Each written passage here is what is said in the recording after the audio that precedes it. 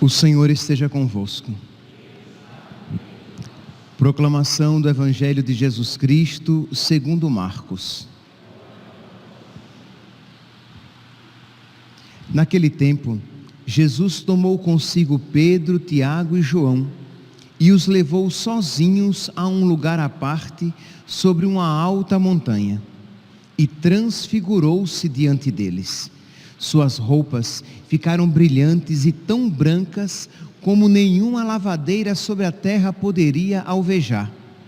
Apareceram-lhes Elias e Moisés e estavam conversando com Jesus. Então Pedro tomou a palavra e disse a Jesus: Mestre, é bom ficarmos aqui. Vamos fazer 3 tendas, uma para ti, outra para Moisés e outra para Elias. Pedro não sabia o que dizer, pois estavam todos com muito medo. Então desceu uma nuvem e os encobriu com sua sombra. E da nuvem saiu uma voz: Este é o meu filho amado, escutai o que ele diz. E de repente, olhando em volta, não viram mais ninguém, a não ser somente Jesus com eles. Ao descerem da montanha, Jesus ordenou que não contassem a ninguém o que tinham visto, até que o Filho do Homem tivesse ressuscitado dos mortos. Eles observaram esta ordem, mas comentavam entre si o que queria dizer ressuscitar dos mortos. Palavra da salvação.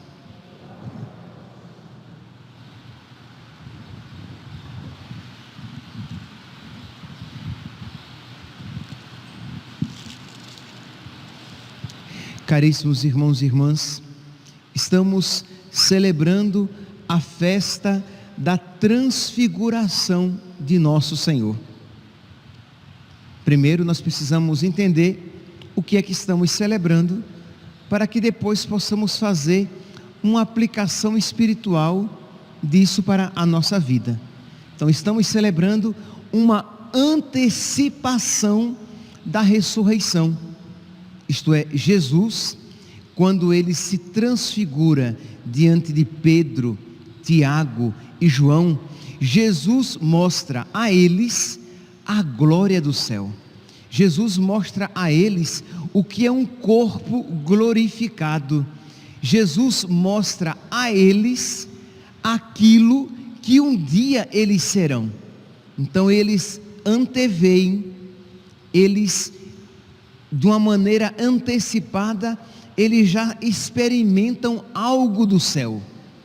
Nós podemos aqui só imaginar que experiência mística foi essa, de ver Jesus glorificado, de ver Jesus transfigurado. Foi tão forte essa experiência que a palavra diz que Pedro disse: Mestre, é bom estarmos aqui. É muito bom estarmos aqui. Façamos 3 tendas, uma para ti, outra para Moisés, outra para Elias. Eles até se esqueceram de si mesmos. Não havia tenda para Pedro, Tiago e João, porque estava tão bom que mesmo sem tenda onde permanecer, onde dormir, já era maravilhoso. Deus bastava a eles. Jesus era suficiente.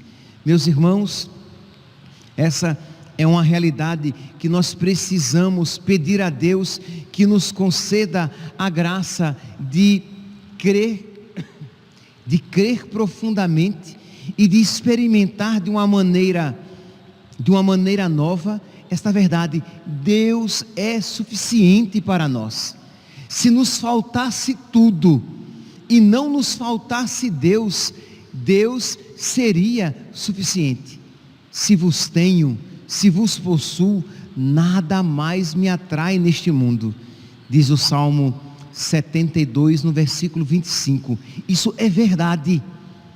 É uma verdade na qual precisamos crer, mas é uma verdade também que nós precisamos experimentar de uma maneira profundíssima quando Deus nos conceder num ou noutro momento.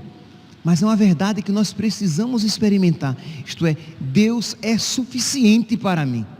Claro que não será desta maneira mística durante toda a vida, mas haverá momentos em que nós poderemos experimentar esta verdade que vai iluminar ainda mais a nossa inteligência, que vai fortificar ainda mais a nossa fé e que vai nos dar ainda mais força para suportar as tribulações e dificuldades da nossa vida. Deus me é suficiente, Deus me basta. Então foi isso o que Pedro, Tiago e João experimentaram. Eles viram Jesus transfigurado, eles viram Jesus ressuscitado e eles viram que aquilo já era suficiente. Pois bem, mas eles queriam lá no monte permanecer como nós, né? Quando fazemos uma experiência religiosa que nos traz compensações afetivas, né, que tem uma reverberação nos nossos sentimentos, nós queremos prolongar aquela sensação ao máximo, e Jesus diz: nós precisamos descer a montanha. Nós precisamos descer e precisamos fazer aquilo para o qual fomos enviados. E para Jesus era o que? Abraçar a paixão. O contexto aqui é o seguinte: nós ouvimos e providencialmente, né, embora hoje sendo festa, não há uma continuação na leitura do Evangelho, já que nós estávamos lendo o Evangelho de São Mateus. Hoje foi proclamado o Evangelho de São Marcos, mas providencialmente o contexto histórico é exatamente esse. Ontem nós ouvíamos Jesus perguntando a Pedro: no dizer dos homens, os homens dizem o que a meu respeito? E Pedro, movido pelo Espírito Santo, diz: tu és o Messias, o Filho do Deus vivo. E Jesus diz: feliz és tu, Simão, filho de Jonas, porque não foram a carne e o sangue que te revelaram isso, mas o meu Pai que está nos céus. Por isso eu te digo: tu és Pedro, e sobre esta pedra eu construirei a minha igreja, e as portas do inferno jamais prevalecerão contra ela. Então Pedro ali, movido pelo Espírito Santo, imediatamente depois diz, estávamos ontem no Evangelho, no capítulo 16 do Evangelho de São Mateus. Logo depois, no versículo 21, diz que Jesus começou a mostrar aos discípulos que ele deveria ir para Jerusalém, sofrer muito da parte dos anciãos, dos sumos sacerdotes e dos mestres da lei, que devia ser morto e ressuscitar no terceiro dia. Quando Jesus disse isso, diz que Pedro devotamente, muito respeitosamente, chamou Jesus e começou a repreendê-lo, dizendo: Senhor, que isso não te aconteça. Pedro então, versículo 22, Mateus capítulo 16, versículo 22, Pedro tomou Jesus à parte, isto é, claro que Pedro não iria repreender Jesus em público, respeitosamente tomou Jesus à parte e o repreendeu com uma oração: Deus não permita tal coisa, Senhor. Percebe que foi uma atitude piedosa, mas que não foi agradável a Deus, porque aquela oração não provinha do Espírito, mas meramente da carne, que tem medo do sofrimento, e que quando a vontade de Deus, guarda aqui, quando a vontade de Deus passa pelo sofrimento, nós tendemos a renunciar à vontade de Deus. Quando a vontade de Deus passa pelo sofrimento, nós temos a tentação de nos revoltar até contra Deus, mesmo que nos revistamos de oração, como fez São Pedro. Que Deus não te permita tal coisa. E Jesus diz: afasta-te de mim, Satanás, porque tu pensas como os homens e não como Deus. Então Jesus vê a fragilidade dos seus apóstolos, e aí então o que acontece imediatamente depois é o mistério que hoje estamos celebrando. Então, providencialmente, ontem ouvíamos este evangelho e hoje nós estamos celebrando esse mistério. Então Jesus, como diz, vocês vão ouvir no prefácio da Santa Missa de hoje, vocês vão ouvir que, vou ler tal qual as palavras: para que os discípulos não se escandalizassem com a cruz, Jesus se transfigura diante deles. Então a transfiguração, quando Jesus mostra a eles o que um dia eles serão, quando Jesus mostra a eles o céu, é para que eles não se escandalizem com a cruz, com o sofrimento. Então, meus santos, o que é que isso traz para a nossa vida? Nós precisamos meditar sobre o céu. Nós precisamos pedir a Deus que Ele aumente a nossa fé nas realidades celestes. Para quê? Para que a certeza do céu nos dê forças para carregar a cruz. Eu sempre gosto, quando reflito um tema semelhante, eu gosto de citar aquela frase do Papa Emérito Bento XVI, na sua carta encíclica Spe Salve, a esperança que salva, em que ele diz: se a esperança é grande, a gente aguenta a canseira do caminho. Então, qual é a nossa esperança? É o céu. Nossa, se essa esperança é grande, a gente suporta carregar a cruz.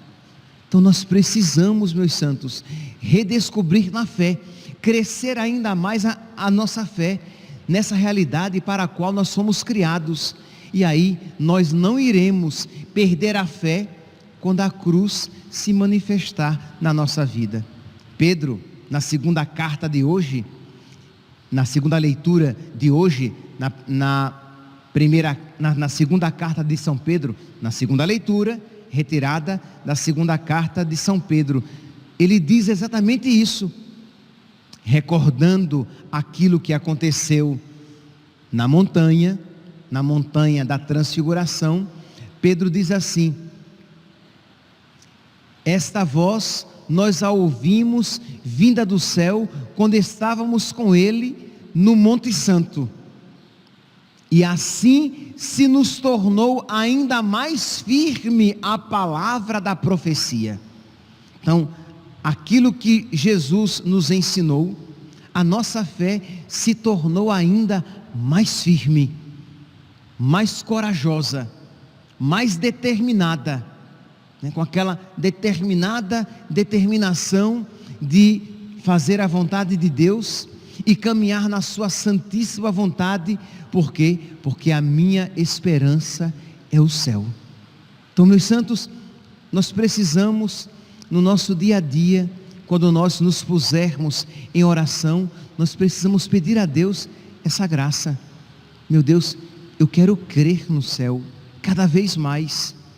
Isso, repito, isso vai nos imunizar ao sofrimento? Não, isso não vai nos imunizar. Isto é, nós iremos sofrer, nós iremos chorar. Infelizmente, aqui e ali, os nossos afetos experimentarão desânimo, mas a nossa fé estará firme, porque eu sei que eu caminho para o céu. A nossa fé, nós não iremos nos desesperar. São Paulo mesmo fala, somos em tudo atribulados, mas não desamparados. Experimentamos sofrimentos, perseguições, mas não estamos desesperados.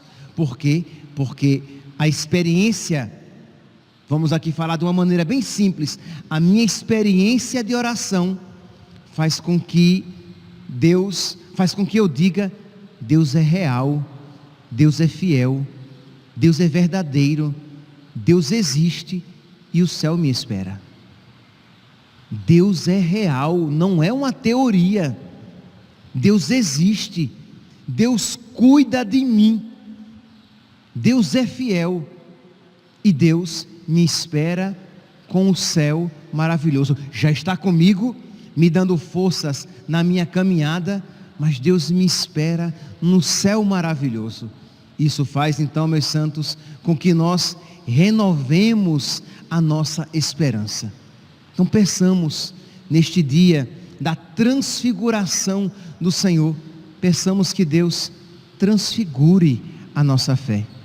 Quando nós estivermos aqui diante de Jesus Cristo, verdadeiramente presente no altar, que cada um aqui, na sua simplicidade, apresente os seus medos, as suas fraquezas, os seus desânimos, a sua cruz, e diga: Jesus, aumenta a minha fé no céu, faz-me dizer como Santa Teresinha, existe um céu. Santa Teresinha, diante das dificuldades, diante daquele sofrimento que ela experimentava, ela repetia: existe um céu. Imagine o quanto isso era um facho de luz e um fogo no seu coração. Santa Teresa, que ficou clássica a sua afirmação: quem a Deus tem, nada falta, só Deus basta. Por isso, nada te perturbe, nada te amedronte. Tudo passa, o céu não, mas neste mundo tudo passa. Deus não muda. A paciência tudo alcança. Quem a Deus tem, nada falta, só Deus basta.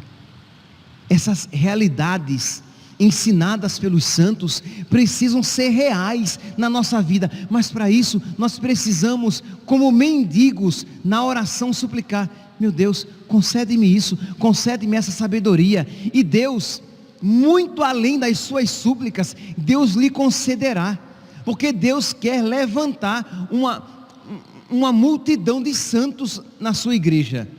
Deus não quer apenas os santos do passado, Deus quer muitos santos na sua igreja. Deus quer aqui, nós que estamos sentados neste banco da igreja, Deus quer que todos nós sejamos santos. E as condições básicas é o que? Esta fé firme na palavra de nosso Senhor, um amor generoso em nosso Senhor, essa esperança no céu de estar com Cristo na comunhão, e esse abraço na cruz, abraçar a cruz, porque aqui neste mundo, meus santos, Jesus Cristo é sempre crucificado. Então peçamos a nosso Senhor neste dia da transfiguração, que nós não o abandonemos quando o sofrimento se apresentar. Peçamos a nosso Senhor nesta celebração que nós não nos escandalizemos com a cruz. Peçamos para nós e para os nossos nesta celebração isso que o prefácio de hoje diz: para que os discípulos não se escandalizassem com a cruz, o Senhor se transfigurou. Mas entenda, o Senhor se transfigurou para Pedro, Tiago e João e para nós. Aquilo que Jesus fez lá no monte foi também para nós, para que nós não nos escandalizemos com a cruz. E a cruz são os nossos sofrimentos, são aquelas realidades que nos fazem sofrer e que de alguma maneira frustram as nossas expectativas. Que nós olhemos para o céu e todo o terror que a cruz nos causa caia por terra, pela esperança que existe Deus, Pai, Filho e Espírito Santo, e que nos espera num céu maravilhoso. Louvado seja nosso Senhor Jesus Cristo. Para sempre seja louvado.